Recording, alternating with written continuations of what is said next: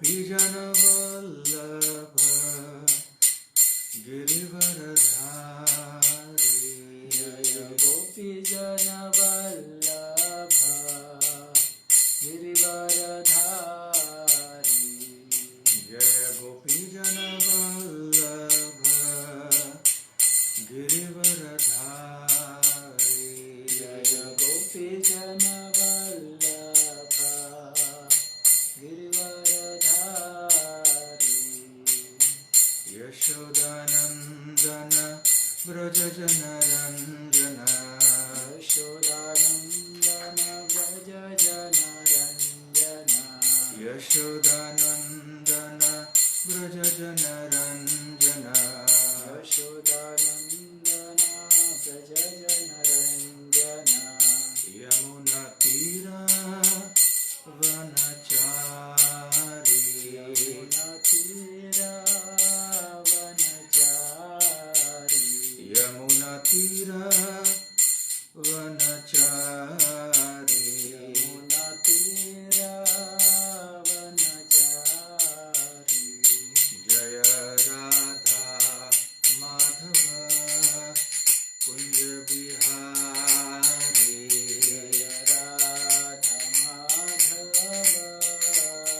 कुंज बिहारी जय राधा माधव कुंज बिहारी जय राधा माधव कुंज बिहारी जयम विष्णुपाद परमहंस परिव्राजकाचार्य अष्टोत्तर सत His Divine Grace Abhay Charanaravind Bhakti Vedanta Swami Srila Prabhupada ki jai Ananta Koti Vaishnava Vrind ki jai Shri Shri Radha Landanishwar ki jai Shri Shri Gaurnitai ki jai Shri Shri Jagannath Baladev Subhadra Mai ki jai Shri Vrindavan Dham ki jai Granth Raj Śrīmad Bhāgavatam ki jai Nitai Gaur Premanande Hare Hare Bol. All glories to the assembled Hare devotees Krishna. All glories to the assembled Hare devotees Krishna. All glories to the assembled Hare devotees Krishna. All glories, all glories, all glories to Shri Guru and Gauranga.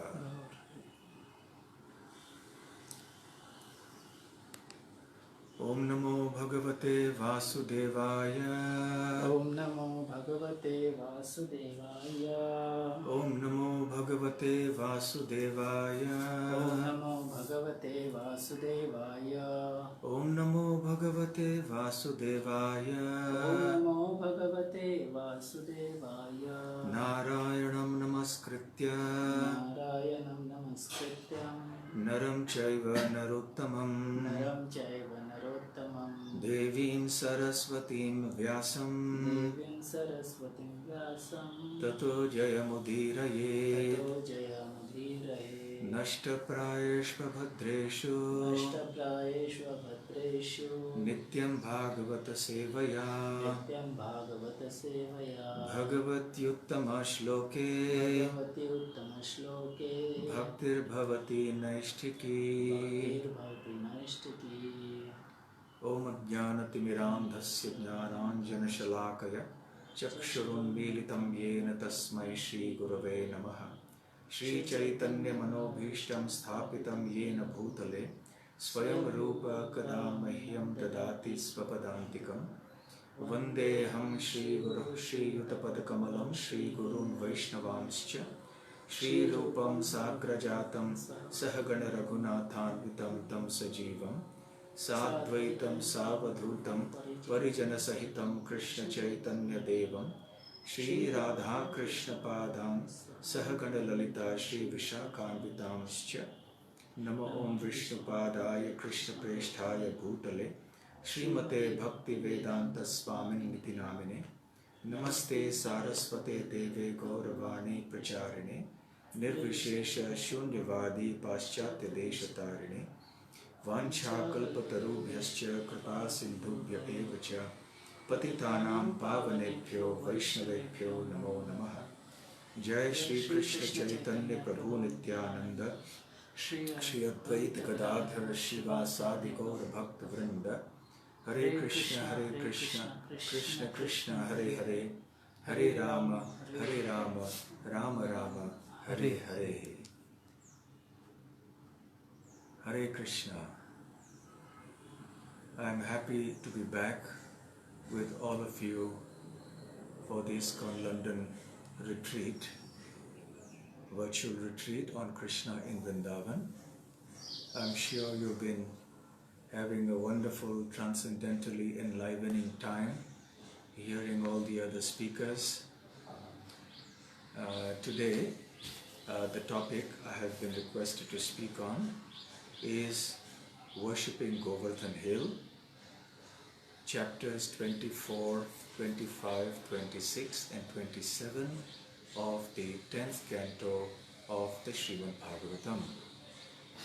Naturally, it is very difficult to speak in detail on all these 4 chapters in a matter of an hour and a quarter or hour and a half. So we will necessarily have to summarize certain portions. But the pastime of Govardhana Puja and Krishna's lifting of Govardhana Hill and protecting his dear devotees, the Vrajavasis, these are very celebrated pastimes that devotees remember very fondly even 5,000 years later. It's one of those immortal pastimes that will continue on in the memory of the devotee community for all time to come. Krishna was about 7 years old at the time of this pastime. So let's begin with chapter 24. In this chapter, we hear Shukadeva Goswami describing how Lord Sri Krishna crushes the pride of Indra by prohibiting a sacrifice that the Vrajavasis had originally intended to do for him, and instead, being persuaded by Krishna, they performed a sacrifice in honor of the cows, the Brahmanas and Govardhana Hill. So the chapter begins with Nanda Maharaj and the other cowherd men making preparations for a big sacrificial ceremony. In his childlike curiosity, Sri Krishna approaches his father and asks him what the ceremony is all about, and suggests that amongst family members and those who are close to us, there should be no secrets. So please tell me what it is that you are planning to do. So Nanda Maharaj replied, we are a farming community. We are a community and our life that depends on the cows. The cows need to graze. For grazing there has to be grass. For grass there needs to be rain. And for rainfall we need the mercy of Lord Indra. Therefore, Lord Indra is the one whom we must propitiate and satisfy so that we may live happily and that all our needs may be met. So Krishna then begins a reply that is very interesting. He speaks many philosophical points that are actually against his own teachings elsewhere, and also here in this Śrīmad Bhāgavatam. But the purpose of doing that is ultimately to somehow or the other convince the Vrajavasis to not perform this sacrificial ceremony for Indra and to do it instead for Govardhana Hill.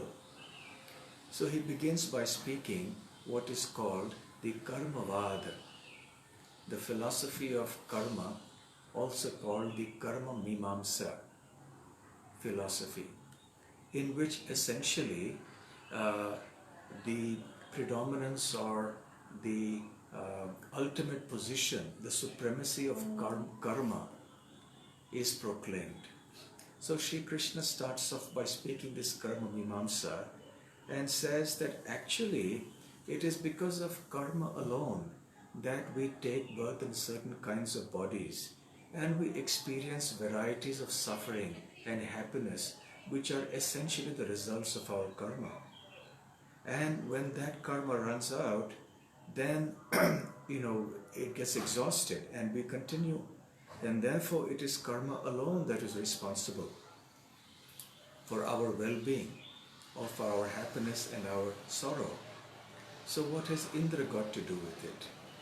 And even if there is a Supreme Lord, then he must be obliged to the laws of karma, because it is only when the individuals perform karma that he will be in a position to award them the results of their karma.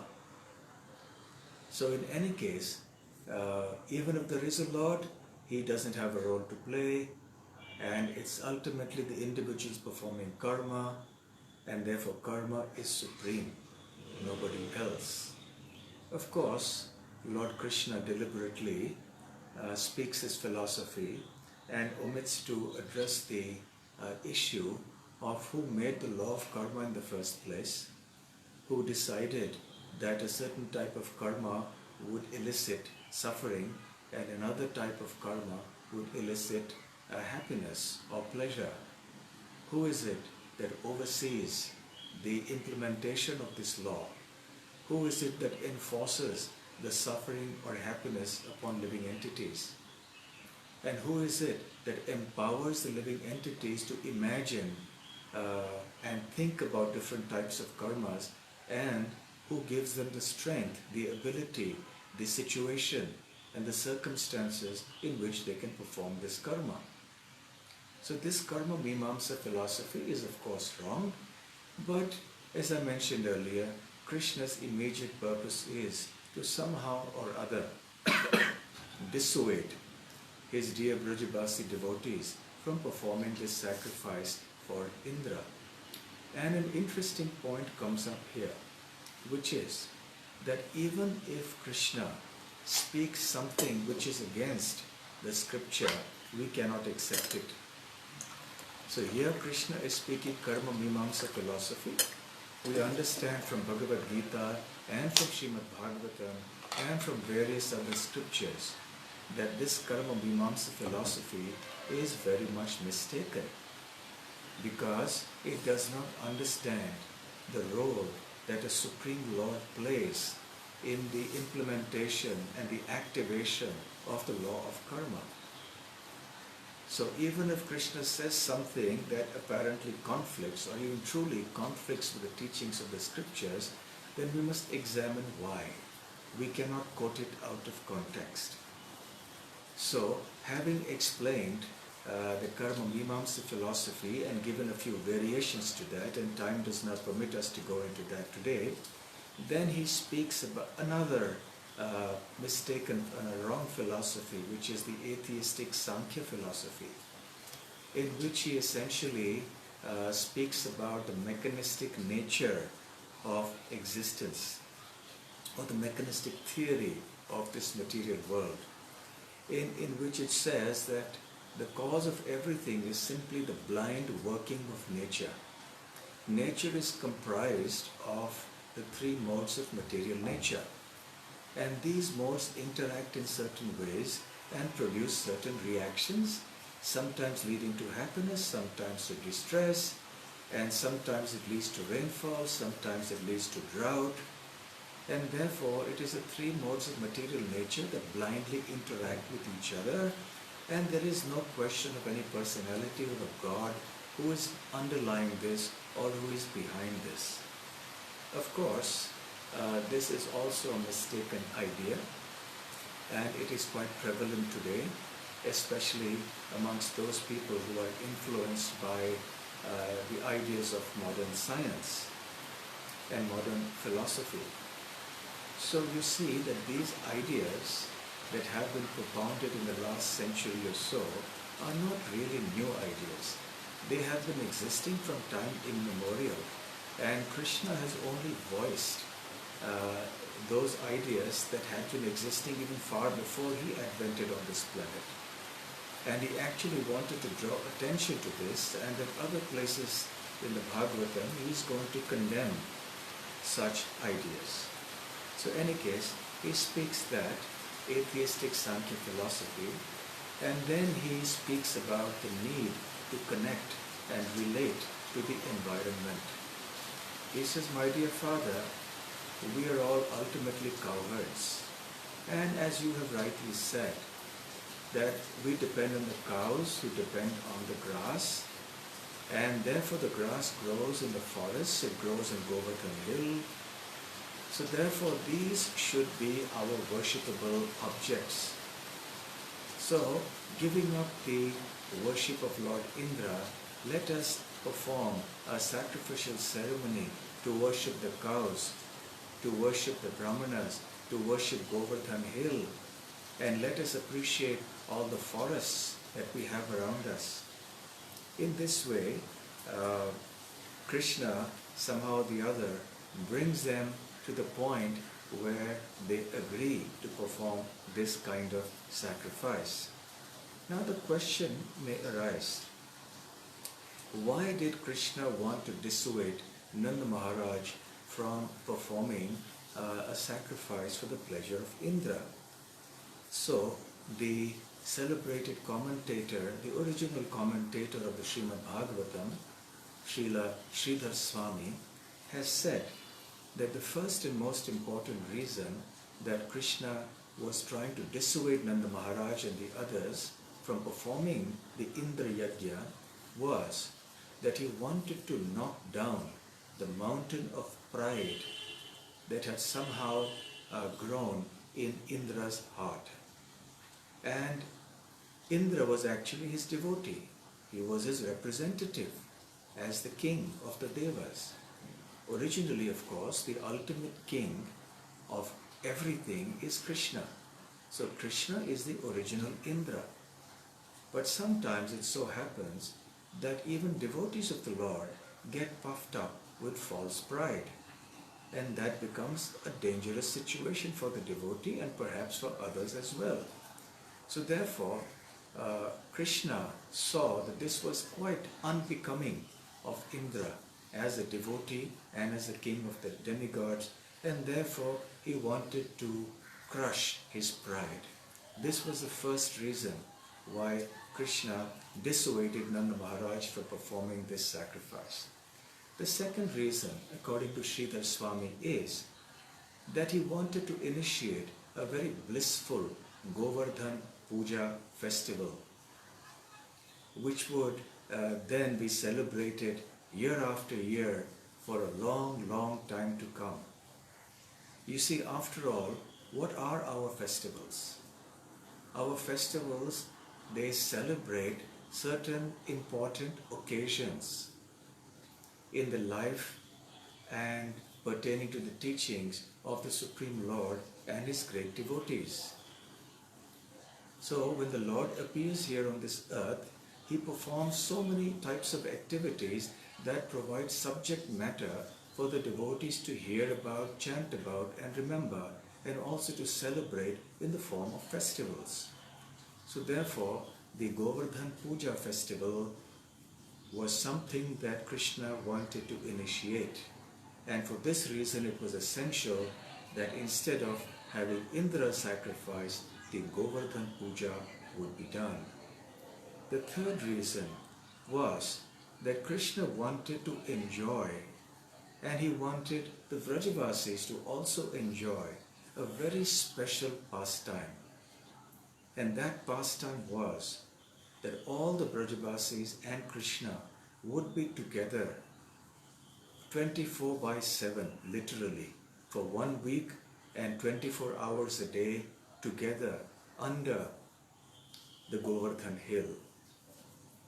Now, and this is my comment, not Sridhar Swami's comment, that generally Krishna would leave in the morning to graze the cows and return in the evening. So for many hours in a day, the Vrajavasis were unable to see Krishna physically in front of them. And this was an issue of great distress for them. And here there would be an occasion when they would all be able to see Krishna for 24 hours in a day and for 7 consecutive days. And there will be so many wonderful exchanges of transcendental mellows between Krishna and his beloved devotees.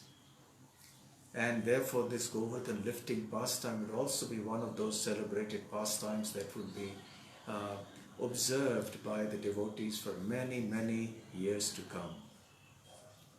And Srila Jiva Goswami, he adds another reason for Krishna dissuading Nanda Maharaj from performing the Indra Yajna. And Jiva Goswami says that Krishna was thinking, these are my devotees. Why do they need to perform a sacrifice for some other god like Indra, who is in any case my appointee, he's my devotee, he's my representative. So they're living with me, the Supreme Personality of Godhead, and giving my worship up, they are actually going to worship an ordinary demigod. That's not becoming of my devotees. And of course later Krishna also wanted to establish the identity of the Govardhan hill with himself. So in any case, these are the different reasons why Krishna dissuaded Nanda Maharaj and the others from performing the Indra Yajna. And then he called together the cowherd folk of Vrindavan, the Vrajavasis. And he said, please let us worship the cows, the Brahmanas and Govardhan hill. Krishna is of course known as Go Brahmana Hitayacha. He is the one who is the well-wisher of the cows, of the Brahmanas. And naturally, so these would be in his mind when he spoke of worship. So along with Govardhan, then Krishna also recommended that they should worship the cows and the Brahmanas. He instructed the Vrajavasis to prepare a wide variety of delicious foodstuffs in huge quantities, and the Vrajavasis went about that. And then he said, have the Brahmanas come here, assemble here, and perform sacrifices for the pleasure of Govardhan and the cows, and let them chant the required mantras. And after that has been done, feed all the living entities, all the people of the different varnas, also feed the cows, feed the Brahmanas before that. And then all of you, or all of us, we will circumambulate the Brahmanas, the cows, the sacred fires, and also Govardhan hill, after we have all dressed nicely. So the Vrajavasis did everything exactly as Krishna had suggested. And then Shukadev Goswami tells Maharaj Parikshit that actually the parikrama of the Govardhan hill began.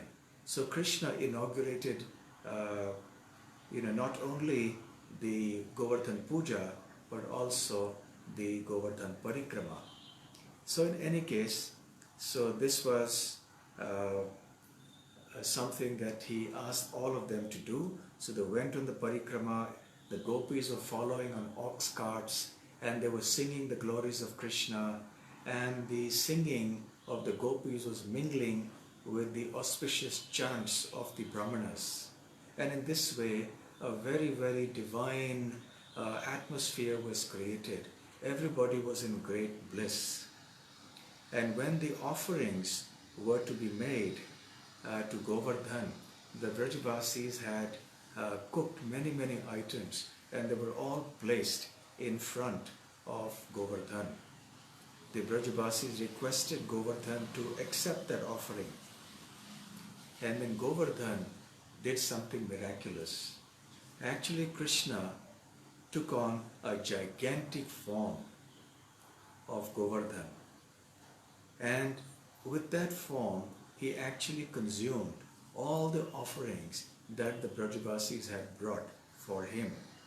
And he declared to them that when you do offerings for Indra, Indra does not personally come before you and accept your offerings. but look, I am coming here in person to accept your offerings. So what was the reason that Govardhana himself came in such a gigantic form and accepted the offerings? The first reason is that he wanted to convince the Vrajavasis that Govardhana was non-different from him. So therefore, as devotees of Krishna, we accept the identity of Govardhana with Krishna. And the pebbles and the stones from Govardhan Hill are called Shalagram Shilas. These Shilas are considered as good as Lord Krishna, non-different from him, and very worshipable. And therefore, when we circumambulate Govardhan Hill, we take extreme care to not touch Govardhan with our feet. And the second reason that Krishna expanded himself as a gigantic form of Govardhan was that he wanted to reassure the Vrajavasis that they had nothing to fear. Just in case the Vrajavasis were thinking, oh, we have been worshipping Indra for all these years, and now all of a sudden we've stopped this worship, Indra may get infuriated and he may punish us in different ways. So just in case the Vrajavasis were fearful in this way, Krishna manifested this form to give them reassurance and tell them that don't worry, everything will be all right. Of course, this pastime of Krishna as Govardhan, accepting all the offerings, is very much popular amongst the devotees. And we speak the word Aniyor. All of us have heard this word, especially when you come to Vrindavan and you circumambulate Govardhan. Then you will go to a village called Aniyor, where this had actually happened. And even Govardhan's accepting of the prasadam is a big pastime. It will take time. But people from various parts of Raj came and they offered everything they had to Govardhan. And in this way, after they had made their offerings to Govardhan and Govardhan had accepted everything, not once, but it took several such offerings. And then finally, when Govardhan was satisfied, Krishna asked everybody to offer obeisances to Govardhan Hill. And Krishna personally also offered obeisances to himself in the form of Govardhan Hill. And then all of them returned home. So in this way, the 24th chapter concludes. And then there is the 25th chapter, which is titled Krishna Lifts Govardhan Hill. So the summary of this chapter is that Indra was overcome by anger when he saw that the paraphernalia that was originally intended to be used for sacrifices meant for his pleasure was now being diverted for a sacrifice for something else, and just a mountain, and that too at the behest of just this small boy called Krishna. So he was infuriated and he began to speak like a madman, and he called the Samvartaka clouds, which are clouds which pour down incessant torrential rainfall only at the time of destruction. Such is the quantity of rain that they can shower, and such is the ferocity with which the downpour takes place, that the utility of the Samvartaka clouds is reserved only for the time of universal destruction, not at other times. But when one becomes proud and one becomes angry because one's pride has been hurt, then one can do all sorts of things that defy reason and logic. So Indra then called the Samvartaka clouds, and he said to himself that this is something that was completely unpardonable. Shukadev Goswami uses the phrase Ishamani. He began to speak in great pride. considering himself to be the supreme controller. Isha means the Lord. Mani means thinking oneself to be. So Ishamani is a syndrome that characterizes the conditioned living entity in this world.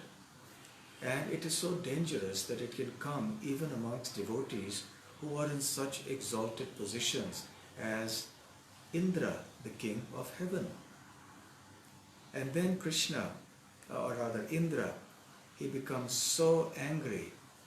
Then he calls the Samvartaka clouds and he tells them, Aho Śrīmad Bhāgavatam Gopanam Kananaukasam Krishna Martyam Upashritya Ye Chakrur Deva Helanam.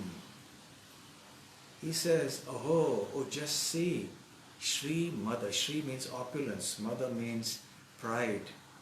They're intoxicated by their opulence. Mahatma means something very enormous.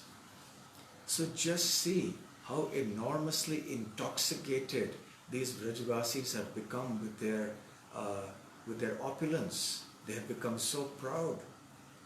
Who has become so proud? Gopanam, all the Gopas. Kanana means the forest, Okasam means residents. So these residents of the forest, these Gopas, have become completely intoxicated with their power, with their opulence. And they have taken shelter. Krishna Martyam Upashritya. Upashritya means they have taken shelter of. Of whom? Krishna. And who is this Krishna? Martyam. He is just an ordinary human being. Ye Chakrur Deva Helanam. And therefore these Brajavasis have acted in an offensive way against the Devas, against the demigods. Of course, Krishna meant to, Indra, beg your pardon, meant to say that it was an offense against himself. But he used the collective term and said Deva Helanam, against the demigods. But then very quickly he corrected that and made sure that it was understood that it was an offense to him and none else. And then he says, Vachalam balisham stabdham agyam panditamaninam Krishna Martyam Upashritya Gopame Chakrura Priyam. It's a similar verse to that, in which he criticizes and blasphemes Krishna rather severely. He uses 6 kinds of, shall we say, 6 words to criticize Indra. The first one is Vachalam, which means that he is excessively talkative. Balisham, he is extremely childish. Stabdham, he is very arrogant. Agyam, he is ignorant and foolish. Panditamaninam, he thinks himself to be a great pandita or a scholar.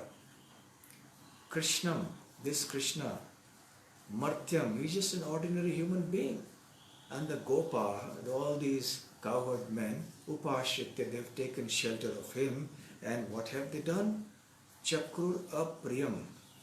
They may Chakrur, may refers to himself, Indra, that these Gopas have acted unfavorably towards me.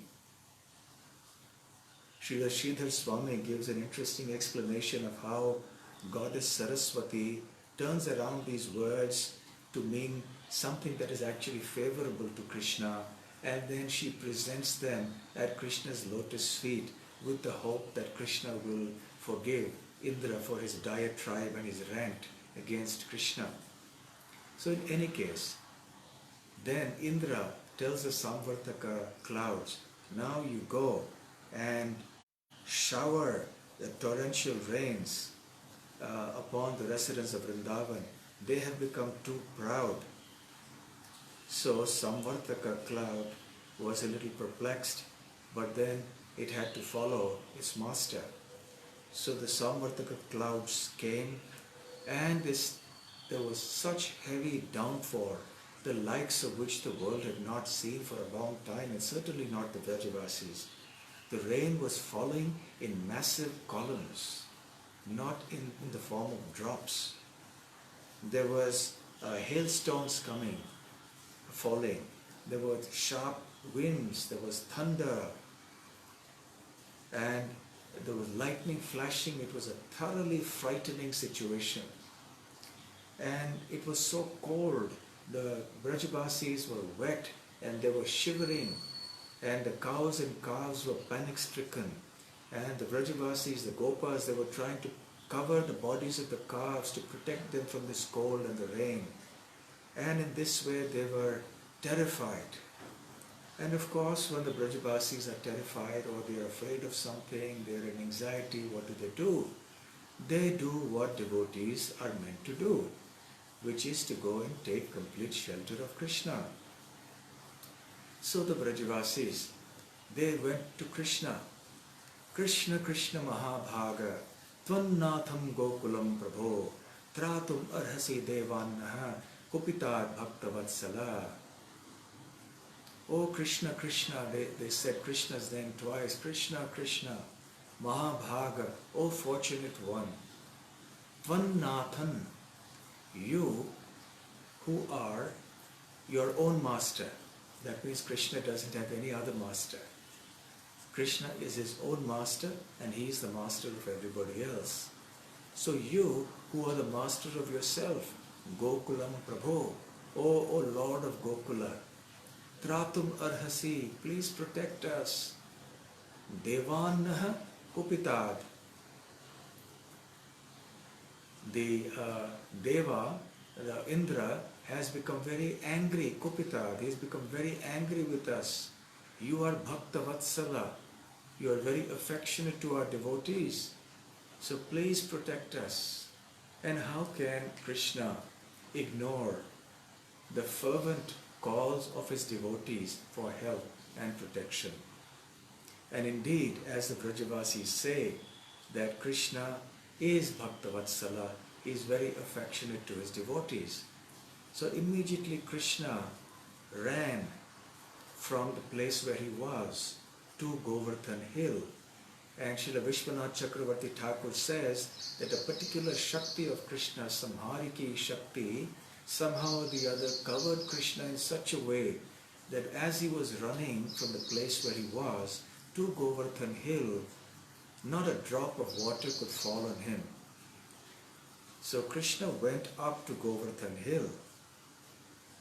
And Krishna and Srila Vishwanath Chakravarti Thakur explains why this particular period of intense misery for the Brajavasis was arranged for them. Because till such time as Krishna actually went to the Govardhana hill, the Brajavasis had been tormented by the rain, the thunder, the lightning, the hailstones, the wind, and they were just suffering. So Srila Vishwanath Chakravarti Thakur explains that actually, even though the pain that they were experiencing was intense, it wasn't material suffering. Eternal associates of the Lord and great devotees of the Lord, like the Brajavasis, are not subject to the ordinary laws of material nature. So, whatever quote-unquote suffering that they experience is actually an arrangement of the Lord. So in this case, Srila Vishwanath Chakravarti Thakur says, this was an arrangement by the pastime potency, the Leela Shakti of the Lord, to enable the Brajavasis, or to induce the Brajavasis actually, by virtue of this suffering, to deeply meditate on Krishna and to facilitate and enhance further loving dealings between them and Krishna. And he gives the analogy of a hungry man eating a meal. When one is hungry and one eats a delicious meal, the happiness of eating the meal is significantly enhanced because one has formerly been hungry. Trying to eat a delicious meal on a full stomach is not satisfying. But when you're hungry and you eat a good meal, then the meal becomes even more delicious and satisfying. So similarly, Now Krishna arranged through his pastime potency to put these Brajavasis into some misery for a period of time, as it was raining and water was flooding everywhere all around them, because Krishna wanted to give something very delicious at the end, something that would be extraordinarily blissful. And that was that all the Brajavasis would come along with him and be with him for 7 days and 7 nights under the Govardhana hill. And because the Brajavasis would have gone through this suffering prior to coming under Govardhana hill, now they would really relish that period when they were with Krishna exclusively 24/7. So in any case, when the Brajavasis pray fervently like this to Krishna to protect them, Krishna resolves to do that. He says, it is my vow that I will protect my devotees whenever they are in any difficulty. And now, because of the pride of my devotee Indra, he is causing so much pain to my Brajavasis. So it is also my duty to relieve the demigod Indra of his mountain of pride. So with that resolve, he ran from his place to the Govardhana hill. And then what did he do? Shukadev Goswami says, Ityuktvaikena hastena kritva govardhanachalam dadhara leelaya vishnuho chatrakam iva balakaha. He says, Iti uktva, having spoken thus meaning that I will protect my devotees. What did he do? Ekena hastena. Ekena hastena, with one hand. Kritva, he did. What did he do? Govardhanachalam dadhara. Achala means that which doesn't move. So generally a mountain is also called an achala. Simhachala, Govardhanachala, Dronachala, etc. So then what did he do? Dadhara means to hold it. So, ekena hastena, with one hand, Krishna then held up the whole Govardhana hill, leelaya, very easily, as in just in play. He who is Vishnu himself. Chatrakam iva balakaha. Chatrakam means a mushroom. Balakaha means a child. So Krishna lifted the Govardhana hill with one hand, easily, just as a child plucks a mushroom from the ground. Of course, for Krishna, Govardhana hill doesn't pose any challenge.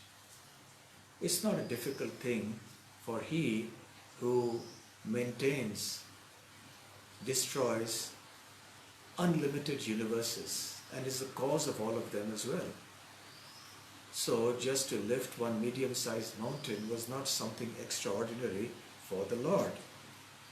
And in the Harivansha, which is kind of an appendix to the Mahabharata, it's also considered like a Purana, which Prabhupada also quotes often, our Acharyas quote often.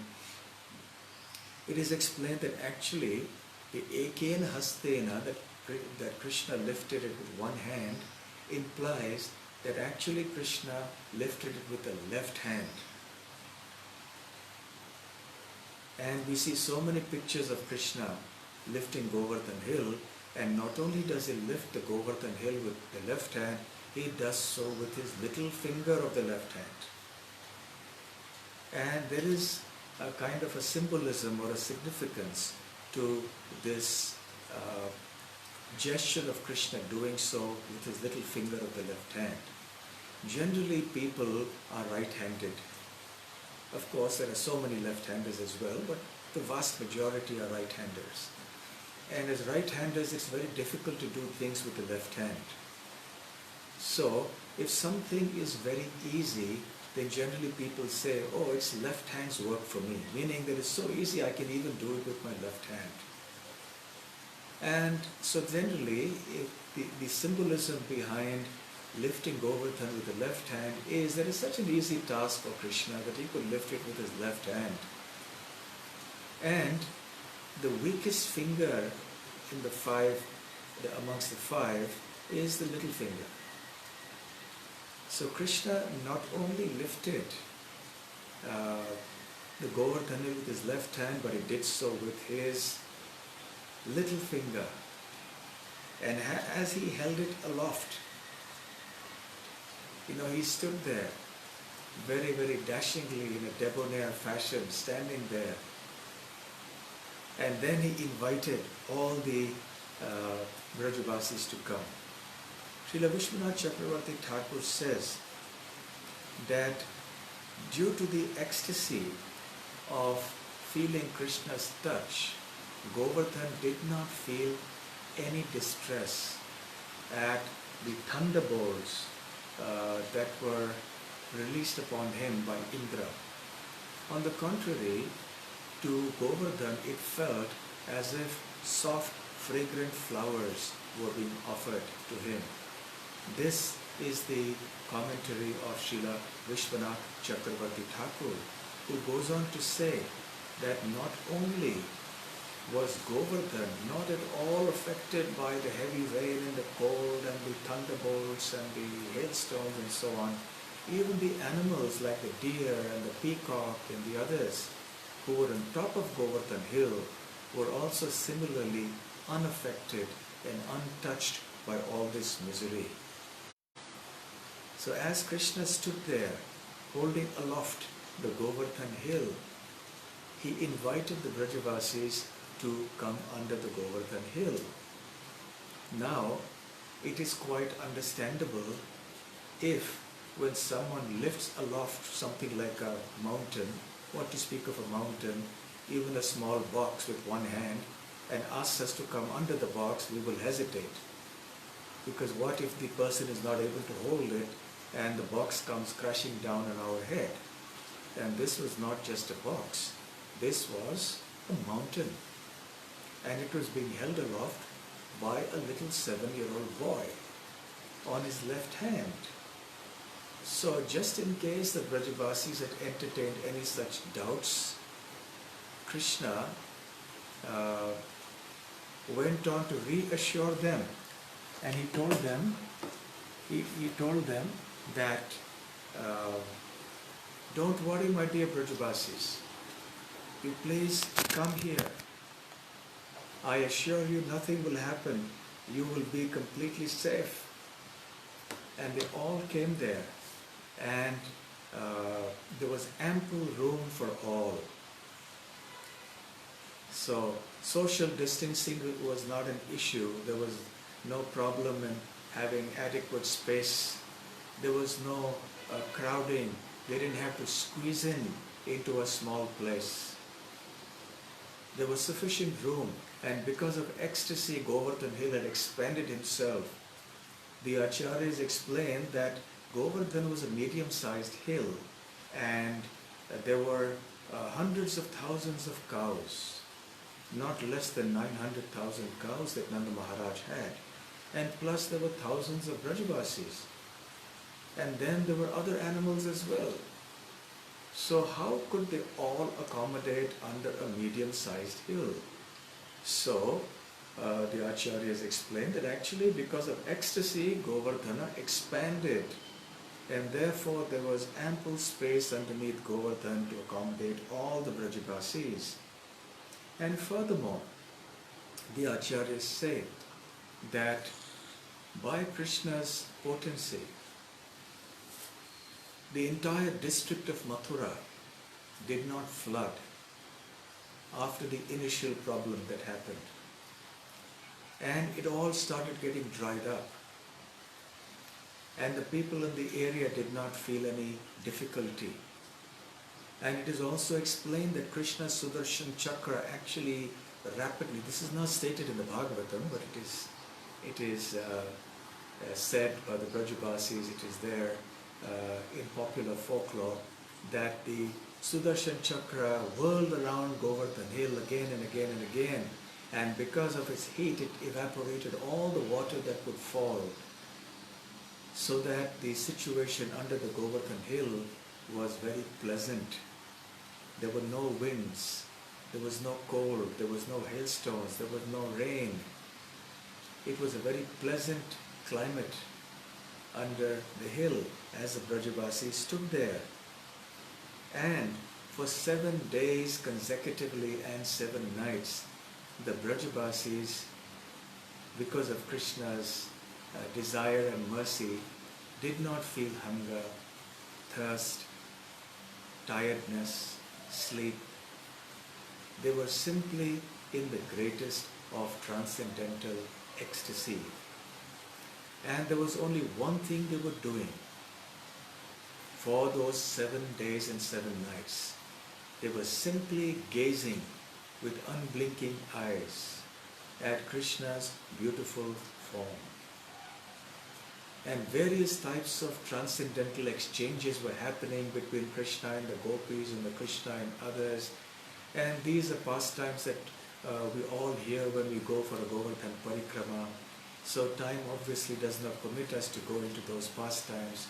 I'm sure you've heard them all, and you will hear them again when you go to Govardhan. So in any case, a most wonderful transcendental exchange happened between Krishna and his dear devotees. When 7 days and 7 nights had elapsed, and there was absolutely no effect on the Brajavasis, there was no harm caused, Indra realized what he had done. He realized his big blunder, and therefore he became very, very afraid and ashamed. He had now been suitably chastened. And at that time, he instructed the Samvartaka clouds to desist from pouring down any more rain. And he called them all back. When the rain had stopped and the climate became nice once again, even outside, then Krishna spoke to the Brajavasis and said, "My dear Brajavasis, now please go home now to your respective homes, carry on with whatever you were doing." And the Brajavasis stepped out from under the Govardhan hill, and then Krishna gradually and gently placed Govardhan hill down upon the ground again. The mechanics of how Krishna actually did it are of course inconceivable, because Krishna was standing in the center of the Govardhan hill, and then to place it down, he might have had to tilt it so that it could rest on one edge and then move to the corner and keep holding the hill, or whatever it is that Krishna did, he eventually put it gently down on the ground. If anyone can hold Govardhan hill in the little finger of his left hand for 7 days, surely it's not going to be difficult for him to place it down again. And when Krishna was lifting the Govardhan hill, he did not display even the slightest sign of exertion or exhaustion or any discomfort. He was simply looking charming and was smiling and casting very loving glances upon his devotees. So a most extraordinary event. And once the mountain had been placed down on the ground, all the Brajavasis rushed towards Krishna, and each of them dealt with him appropriately. So the older Gopas and Gopis embraced him, smelt his head, blessed him. The Brahmanas also came forth and chanted auspicious mantras for his protection, not realizing that it was he who had protected them actually. And they showered their blessings upon him. And those who were younger than Krishna came and started massaging his feet and offering obeisances. His friends of the same age came and embraced him and slapped his back and shoulders and said, "Well done, well done." And the young gopis were casting shy glances at Krishna. And in this way, all the Brajavasis had wonderful exchanges with Krishna after the performance of this Govardhan Leela. Meanwhile, from the higher planets, the demigods, were witnessing all this with great wonder. And they began to celebrate this pastime by playing various types of musical instruments and singing the glories of Krishna. And they also started showering flowers down onto the earth, onto Vrindavan. In this way, the Brajavasis went back to their respective homes and their engagements, and Krishna, Balaram, and the other cowherd boys went back to the place where they formerly were to continue to graze their cows. In this way, the 25th chapter comes to an end. Now, the 26th chapter begins, which is called Wonderful Krishna. In this chapter, we hear about the amazement that the Brajavasis experienced after the pastime had happened, and how they went to Nanda Maharaj to get an explanation, to resolve the contradictions and confusion in their mind. Srila Vishwanath Chakravarti Thakur in his commentary says that when the Brajavasis were under the Govardhana hill, they simply gazed at Krishna. They had no other thought in their mind. There was no other activity. No eating, no sleeping, no drinking, no distraction at all. They were 100% focused simply on gazing at Krishna. It was only after this pastime had been completed and they had come to their respective homes that they all started analyzing what exactly had happened. And they started thinking in perplexity, this was really an extraordinary act. Now here is this 7-year-old boy. He's just like a child. But he has lifted this mighty Govardhana hill. And he has killed so many powerful demons. So is he the Supreme Lord? Probably he is. He's God himself. But then we also know that he's just 7 years old and he's like a child. So who is he exactly? So they were quite bewildered about the identity of Krishna. So whenever the Brajavasis would be bewildered or needed some answer to their questions, etc., they would go to Nanda Maharaj, who was like a father figure for everybody, even for the older Gopas and Gopis. So all the Brajavasis approached Nanda Maharaj, and they said to Nanda Maharaj that this boy Krishna is so extraordinary. And how is it that he has taken birth in a community like ours, which is such a simple rural cow herding community? There's nothing special about us. We aren't so wealthy, we are not aristocratic, we are not learned, so we are not so powerful. But what is it that how is it that Krishna has taken this boy, Krishna has taken birth amongst us? And just consider, now this boy has lifted the whole Govardhana hill for 7 days and 7 nights. Even when he was a child of just a few days old, he killed Putana. Then he lay under the demon cart Shakatasura and killed him.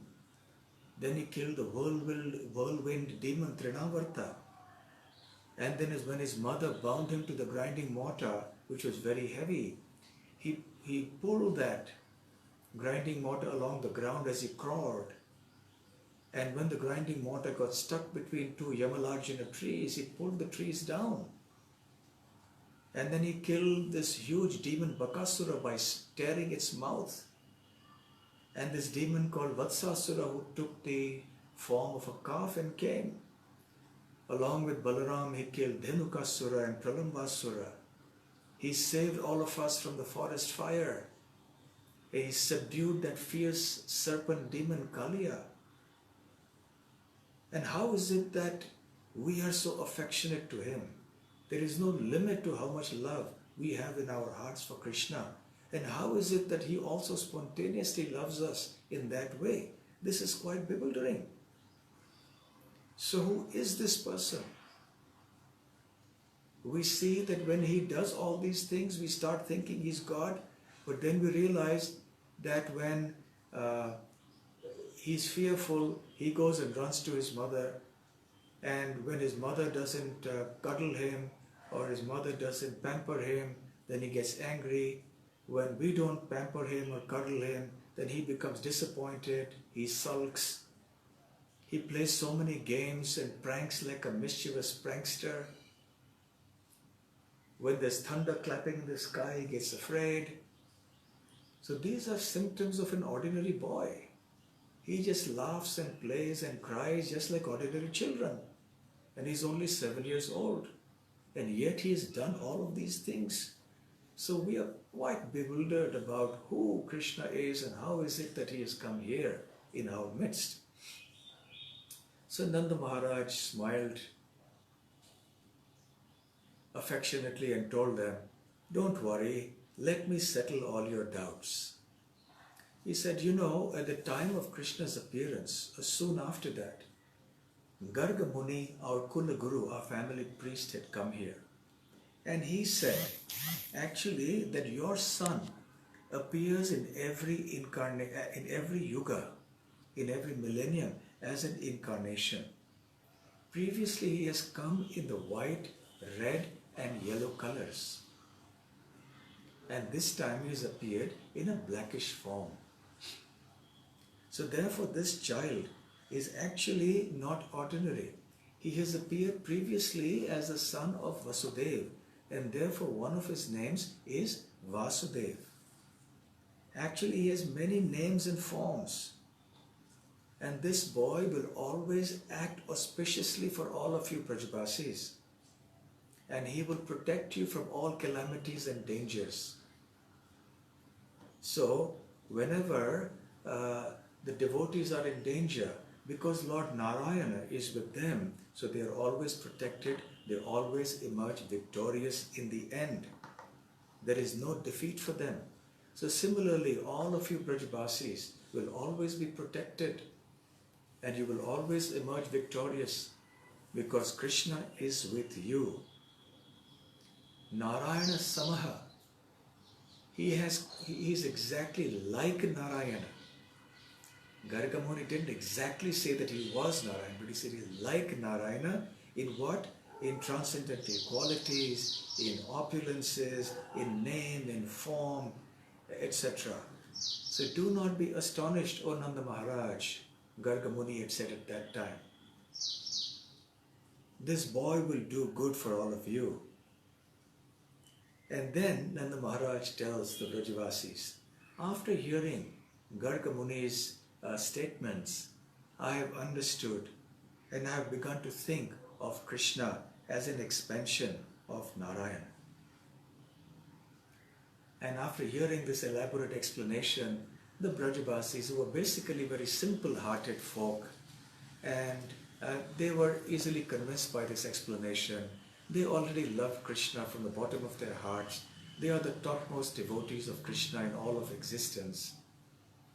Their perplexity was gone, and they were feeling enlivened once again, and they offered their respects to Nanda Maharaj.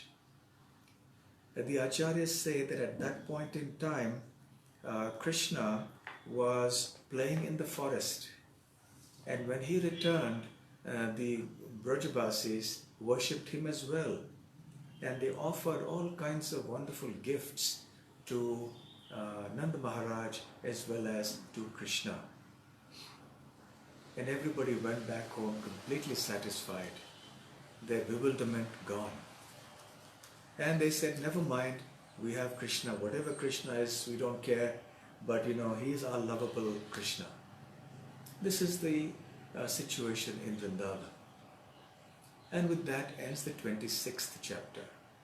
And now we have the 27th chapter, which is titled Lord Indra and Mother Surabhi offer prayers.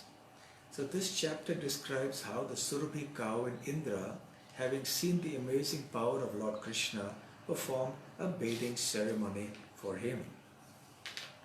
So Shukadeva Goswami says that after Krishna had lifted Govardhana hill and thus protected the Vrajavasis from the catastrophe that Indra had unleashed on them, Surabhi came to see Krishna, and she was accompanied by Indra. Now, in the purport, we hear the commentaries of the Acharyas that actually after the Govardhana Leela had been performed, Indra became not only very ashamed, but he also became very afraid, because he had acted very improperly, imprudently, and being very frightened about the consequences of such a great offense at the lotus feet of the Lord and at the lotus feet of his pure devotees, the Vrajavasis. He became terrified of what would happen now to him. So, in great anxiety, he went to Lord Brahma. And Brahma said that, well, you've done a big blunder. So now you should go to Mother Surabhi, Mother Cow, because Krishna loves the cows. So you petition her mercy. Let her come with you. And then you go to Krishna in Vrindavan, on the earth planet, and you beg forgiveness from him. When Krishna sees Surabhi, his anger will be dissipated because he loves the cows so much. So then Krishna went to, Indra went to the planet of Goloka. It is explained that this Goloka is not the same as the Goloka Vrindavan in the spiritual world. There is a special planet of heavenly cows. It is a heavenly planet that is also called Goloka. That is a planet where Surabhi, the mother of the cows, reside. Along with her reside unlimited number of beautiful cows, Kamadhenu cows, that give a lot of milk and that are very, very beautiful also. So he went to her, begged at her lotus feet, feeling very compassionate upon Indra and his plight. She agreed. And then together they went to Krishna. And Indra approached Krishna in a solitary place. And it is explained from the commentaries of the Acharyas that the reason that Indra approached Krishna in a solitary place and was permitted to do so by Krishna was because Krishna did not want to humiliate him in public. Indra had indeed done a major blunder. So when somebody does a blunder, if any rectification has to be done, if any chastisement has to be done, any rectification or anything, it must be done suitably, appropriately, especially in private. It is a further humiliation to do that in public. So Krishna felt compassion upon his dear devotee Indra and felt that a solitary meeting place was necessary in order that Indra not become further humiliated. So then Indra came there to surrender and beg forgiveness from Krishna. And Shukadev Goswami says that at this location Indra fell down and lay his helmet. The effulgence of that helmet was as brilliant as the sun. And then he placed his head on the lotus feet of Lord Krishna. Now that Indra had seen the enormous, unlimited transcendental power of Krishna, his false pride in being the Lord of the three worlds was completely smashed. Holding his hands together in supplication, he addressed the Lord and offered wonderful prayers, very heartfelt prayers. In order to save time, I will not discuss those prayers. Suffice it to say here that Indra proclaimed the greatness of Krishna and his transcendental qualities. He spoke about the truth of Krishna, of Bhagavat Tattva, Krishna Tattva, and also spoke about his own foolishness in acting the way he did and expressing his gratitude to Krishna that he had finally acted so mercifully upon him and smashed his false pride by exhibiting such a beautiful pastime as the lifting of Govardhana hill. So then, Krishna heard the prayers very patiently, and Shukadev Goswami says, Evam sankirtitah Krishno Maghona Bhagavanamum Mega Gambhiraya Vacha Rahassan Idam Abraved. Thus glorified by Krishna, by Indra, I beg your pardon, Krishna now spoke to Indra. How did he speak? In what kind of a voice? Megha Gambhiraya Vacha. Gambhir means deep. Megha means the clouds. So Krishna's speech at this time was like the rumbling of the clouds, very deep and resonant. Now remember that at this time Krishna was only 7 years old. Now a 7-year-old child doesn't have a deep resonant voice. He has a very thin voice. So in this situation, it would appear therefore that Krishna assumed for the time being a role of being the Supreme Lord again, and he spoke in that deep baritone voice to Indra, and he gently admonished him. And he said, my dear Indra, it was out of my mercy for you that I stopped this sacrifice that was meant for you. You were greatly intoxicated by your opulence as the King of Heaven, and I wanted you to always remember me. So Krishna wanted Indra to never forget that he was a servant of Krishna. So there was a mutual exchange of, Guhyam Makhyati Pritchati, exchange of confidences. Indra revealed his mind to Krishna, and now Krishna is also revealing his mind to Indra. Now I'll tell you the secret of why I acted in such a way. Because I did this for your sake, because you had done this and this was very wrong. So therefore I did this. So this is how the issues are resolved between people and between devotees. They approach each other. One who has wronged another person approaches in all humility, leaving aside all kinds of false pride, begs forgiveness. The other one is also soft-hearted, and everything is patched up, and all the Vaishnavas live together very wonderfully.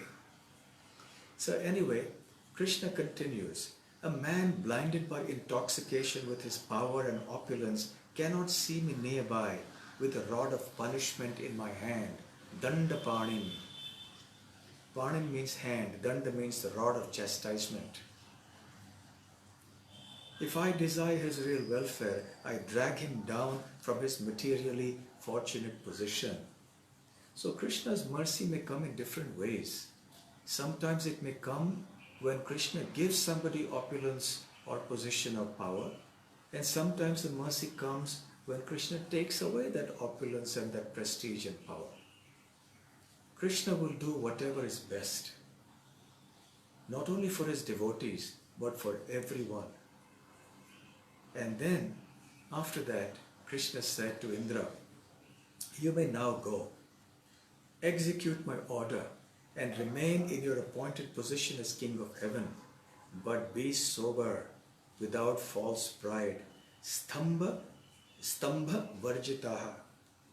Stambha varjitaihi. So be without stambha. Stambha means arrogance. Then after that, Mother Surabhi, along with all the cows, they came and offered obeisances to Lord Krishna.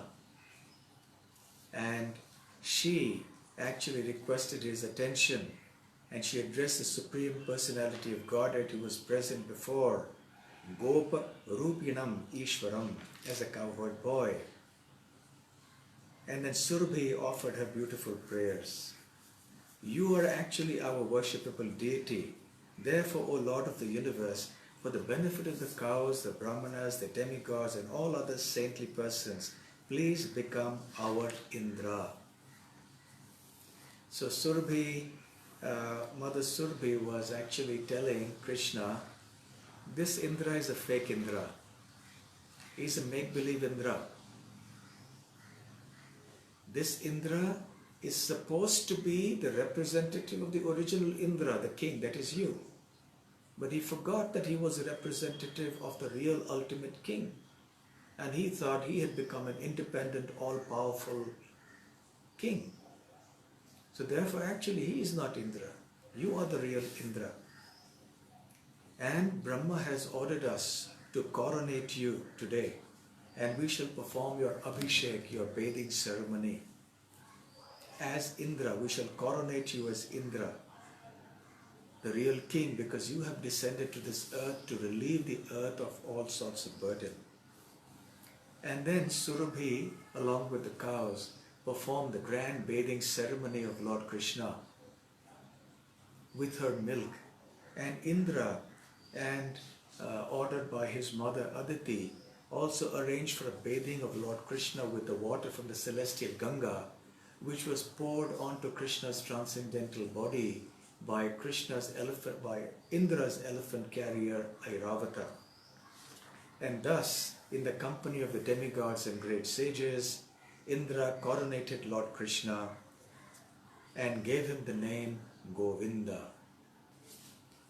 So, for all of us who have been to Govardhana, we do know that these pastimes are still living in the form of the places there, Govinda Kund, Surabhi Kund.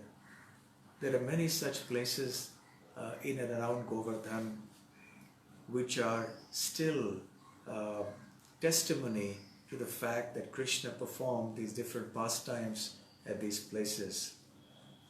So Indra was actually embarrassed, but now, even though he was embarrassed to now worship Krishna, but he was encouraged by Mother Aditi, no, my dear son, go ahead and worship Krishna like this. And then all the demigods had assembled and they chanted the praise of the Lord and they showered flowers from above. There was great jubilation. Nature everywhere was in full flourish. And the trees were yielding sap and fruits and flowers of various kinds. And all the living creatures, even those who were habitually cruel, had actually become very gentle and loving. And then after this was performed, Indra took Krishna's permission and departed for his abode. So we see that when such bathing ceremonies, etc. are performed, Krishna is pleased and it creates a very auspicious ceremony. You know, when we were doing our bathing ceremony here, Abhishek, on Janmashtami, you know, because it is locked down, so only the brahmacharis in the temple were doing the Abhishek, and then we had it being broadcast online. So the devotees were watching, it was open to the public. So there was one person who came, we don't know who he is, not a devotee. He came online and he made some very, very uncharitable remarks, and he said some words to the effect that so many idiots wasting their time, you know, because the devotees are doing Abhishek. So he made this comment. Now, we understand from this section of the Śrīmad Bhāgavatam what an Abhishek can do. Apart from the fact that it's good for the devotees who are performing it, good for the devotees who are watching it and celebrating Krishna's Janmashtami festival, it is actually good for the entire world. It is good for the society, for human beings, for animals, for the trees. Because Krishna is the root of all existence. And when Krishna is worshipped and served with devotion, by chanting his holy name, by hearing his pastimes, by worshipping his deity, by performing the Abhishek ceremony, just as Indra and the others did for Krishna, then everything around becomes auspicious, everything becomes surcharged with something wonderful. A devotional atmosphere is created, and everyone actually experiences some kind of relief from material distress and from their lower natures. So anyway, thus ends the 27th chapter of the 10th canto of the Śrīmad Bhāgavatam, entitled Indra and Surabhi Offers Prayers. And with this, the 4 chapters of the 10th canto that describe the entire Govardhana Leela are now concluded. There are, of course, many wonderful other things to say about these pastimes, but I'm sure we all hear them when we go to Vrindavan, and time does not permit us to discuss those things.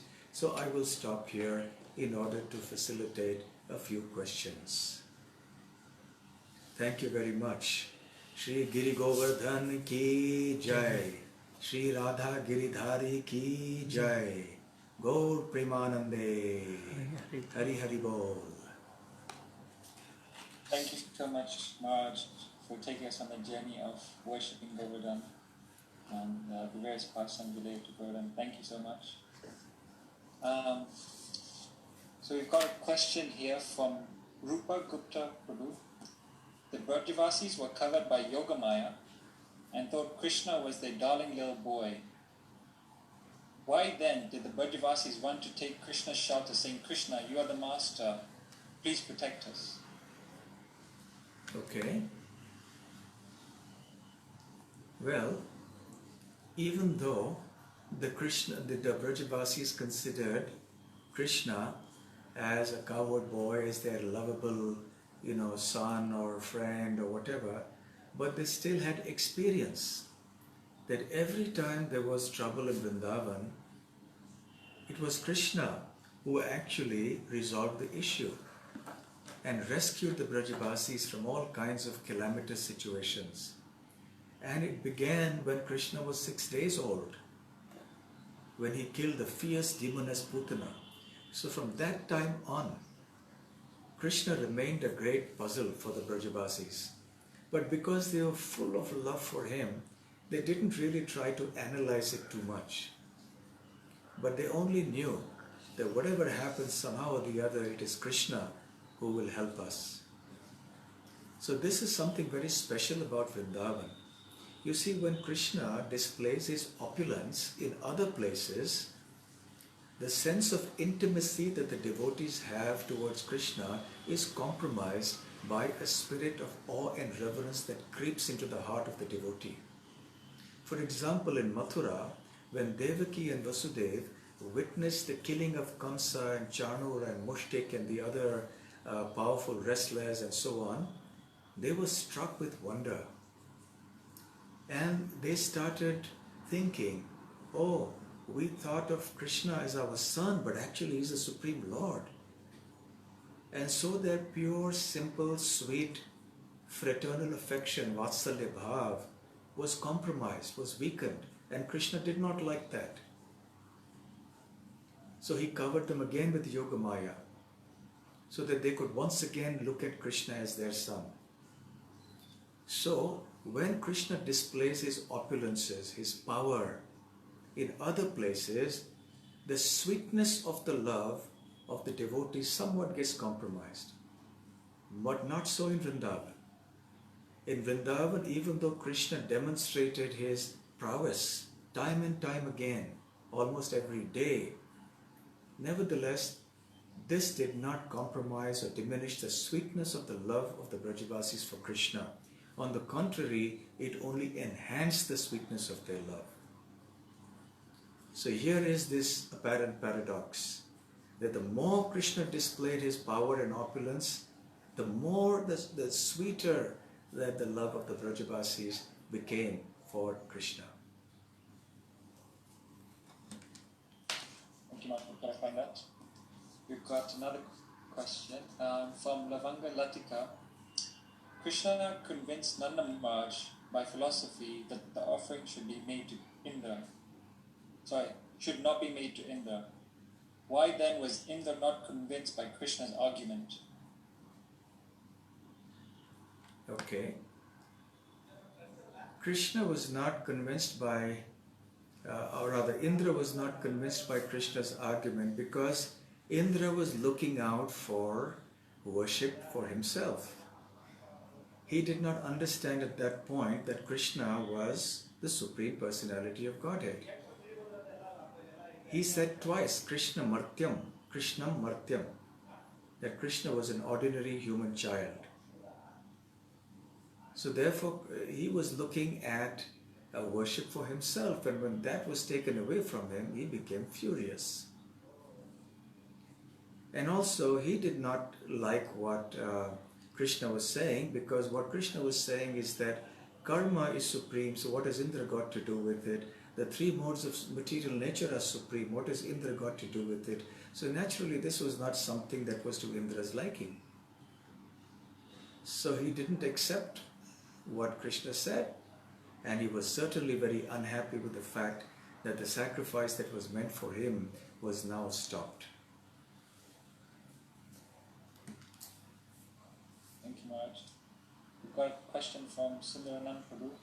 Hare Krishna Maharaj, please accept my obeisances, all glories to Prabhupada. How does our increase of faith help us in experiencing the beauty of these pastimes and hand of Krishna in our lives? Actually, everything is a matter of our vision, how we see things. And vision depends on our consciousness. So, and consciousness in spiritual matters depends on faith and devotion. The more our faith and devotion in Krishna, the more we will be able to relish these pastimes and enter into them. The more we will be able to feel devotion for the Supreme Lord and His dear devotees. So this is very, very important part. The process of hearing does enhance our faith and our devotion, and it increases our taste, and it makes us want to hear more.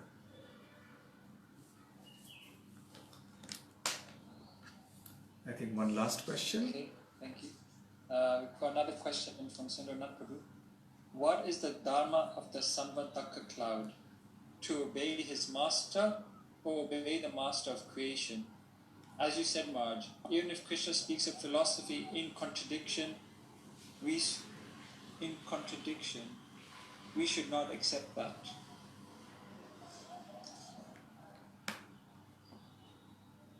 Yes, you see, the Samvartaka cloud was not meant to be a philosopher or as someone very well versed in the scriptures and the scriptural conclusions and so on.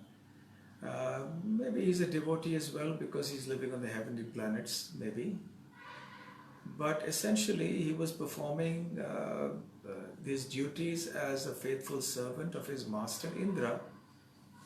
He was probably not aware of the intricacies. Even Indra was not aware, so how would Samvartaka be aware of the glory of who Krishna is and the glory of the Vrajavasis and so on? So naturally the Samvartaka cloud, although very hesitant to do such a thing prematurely, nevertheless did it out of his spirit of obedience to his master, who otherwise was all right. But something happened to him today, and so anyway the Samvartaka cloud, obeyed his master. But he must have understood later as well. So okay, I think we'll stop here because it is time. Maybe one final question, Maharaj, is that okay? Okay, sure. Was there a reason why it took 7 days and 7 nights for Indra to realize his mistake?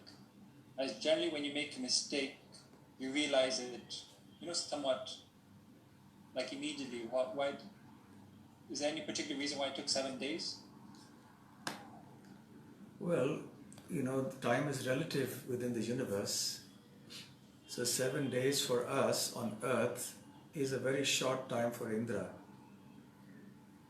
We must remember that 6 months on earth is 12 hours on the demigods' planets. So 1 year on the earth is a full 24-hour period for them. So it actually speaking was a short period for Indra, but it was 7 days for us on earth. And it was good that happened, because if it was just a momentary lifting of Govardhana hill, it would not have been as charming because Krishna would not have been able to fulfill his inner desire of wanting to have transcendental exchanges with the Brajabasis exclusively and uninterruptedly for a significant length of time.